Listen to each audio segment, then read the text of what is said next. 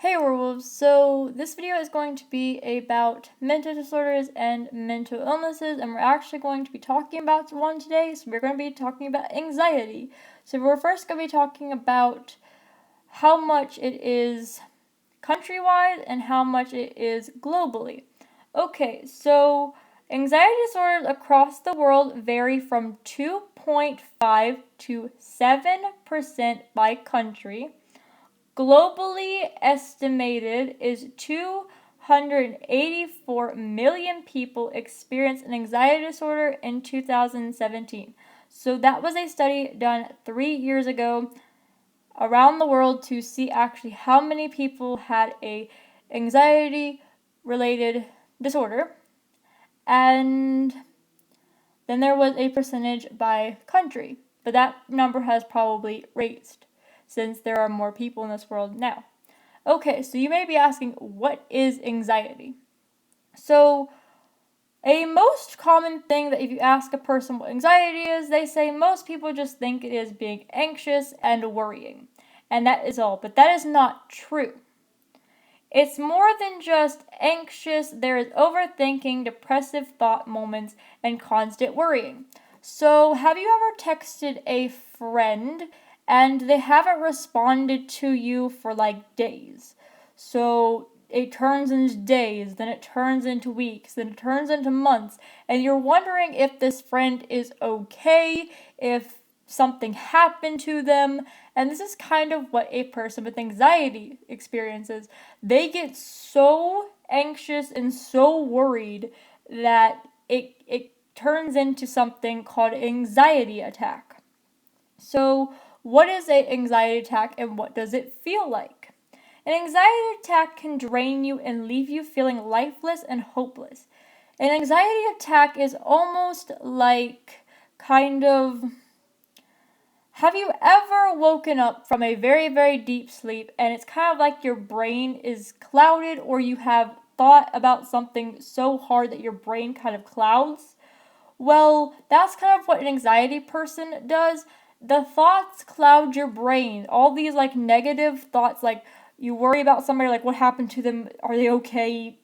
Are they still friends with me? Like anything that you could think that we excessively worry about, and it just clouds your brain. And some people with anxiety attacks, they cry, some people just shake, some people literally just can't be around a person, like they pull away.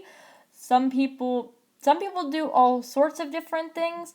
It just matters how severe your anxiety is. So if your anxiety is like mild, then you won't have the same, like things that happen to you in an anxiety attack as a person with severe.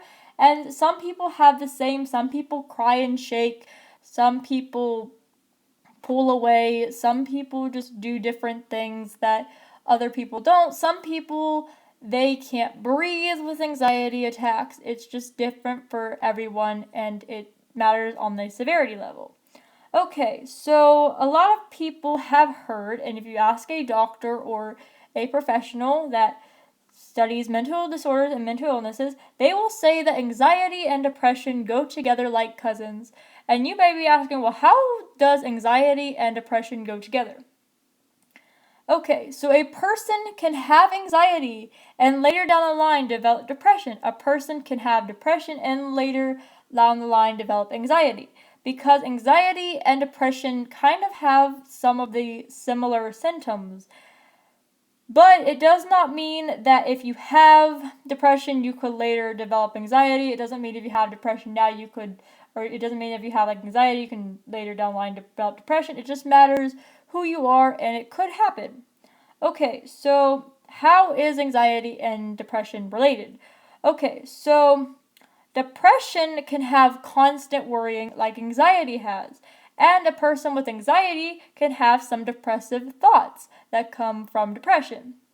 Okay, so you may be asking now, what do people with anxiety worry about? What kind of questions go on in their head? Okay, so people with anxiety can worry or overthink more about like family, friends, strangers, lovers, and people in their life. think about them. So these are some questions that your brain a person with anxiety's brain asks. So, are those people being truthful or are they lying? What are you wearing that nobody wears that clothing anymore? You won't belong at that party. Why go? They think you are such a boring person. Be more interesting and be different. Or be different. And this is some kind of like questions that your brain starts to tell you with anxiety.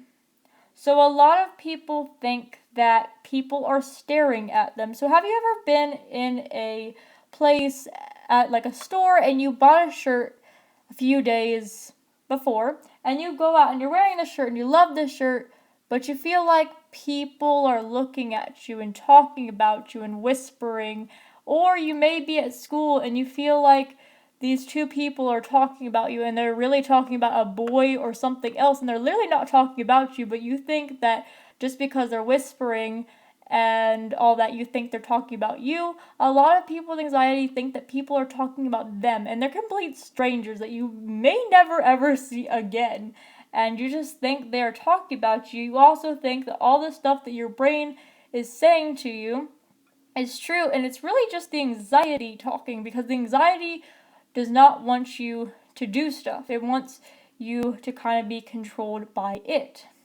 Okay, so is there anything that makes it hard for people to do with anxiety, or what does anxiety exactly do to a person? So anxiety makes it hard to do things, and overthinking will never go away. But also, you can't let anxiety beat you down. You have to find ways to help ease the thoughts and the worrying feeling. So anxiety can sometimes do this thing that can give you depressive thoughts, and what that means is, like, have you ever laid in bed and you didn't want to get up? Well, with anxiety, it gives you a depressive state where you don't want to get out of bed. You kind of just want to lay there.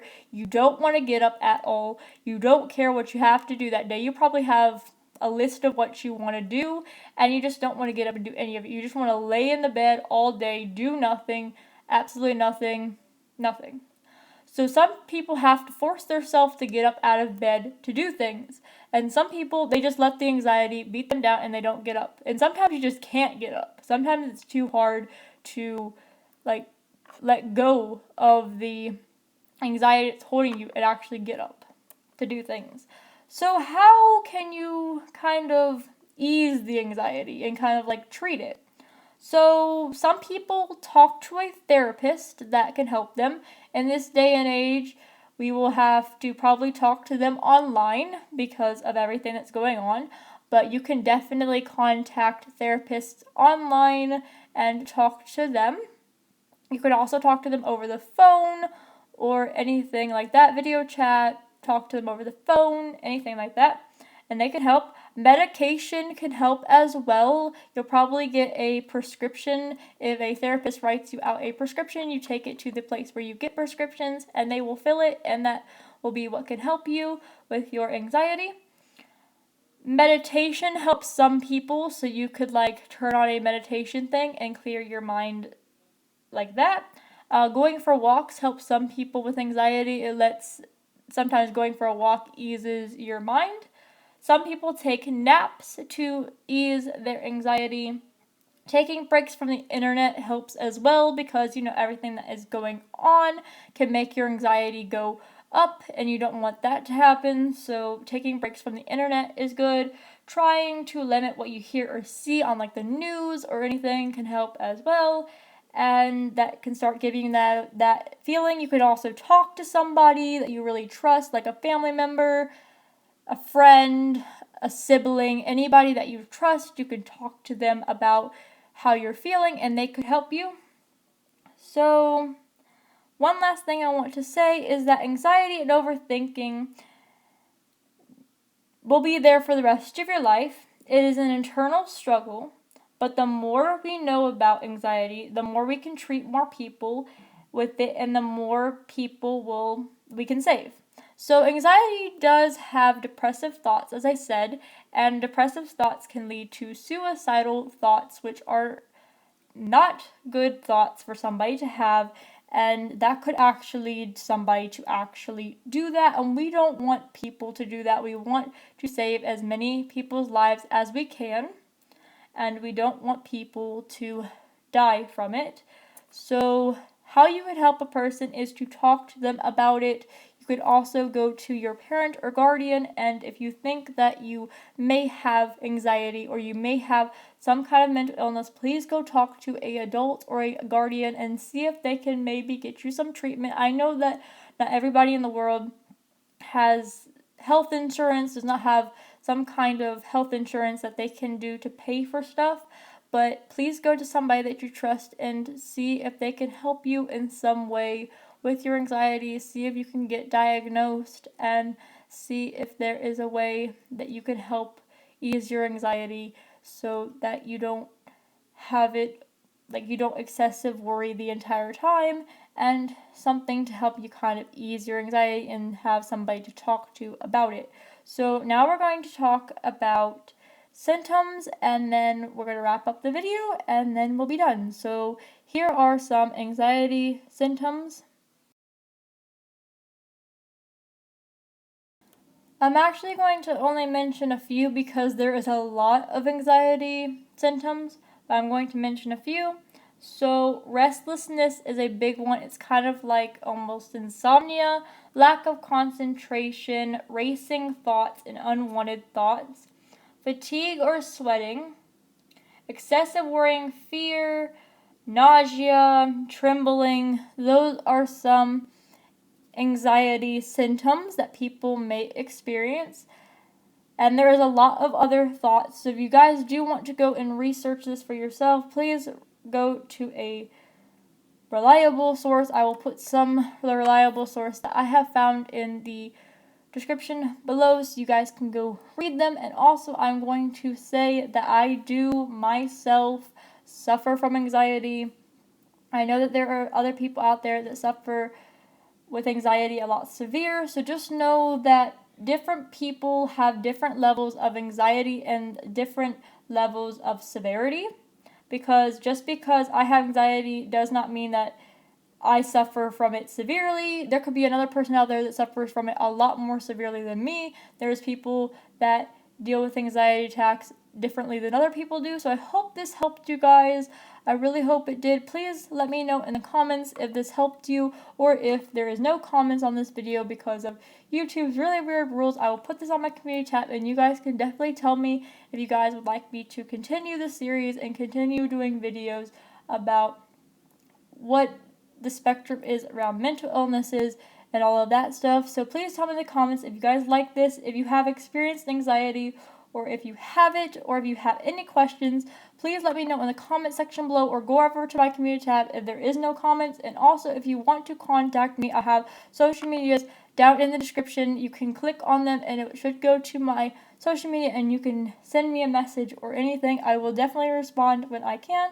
So that is all for this video. Please don't forget to rate, comment, and subscribe. And know the Werewolf Pack, you all are valid, you all are strong, you will get through this, you will be brave. I can bet that. So I will see you, Werewolves, in the next video. Stay strong, Werewolves.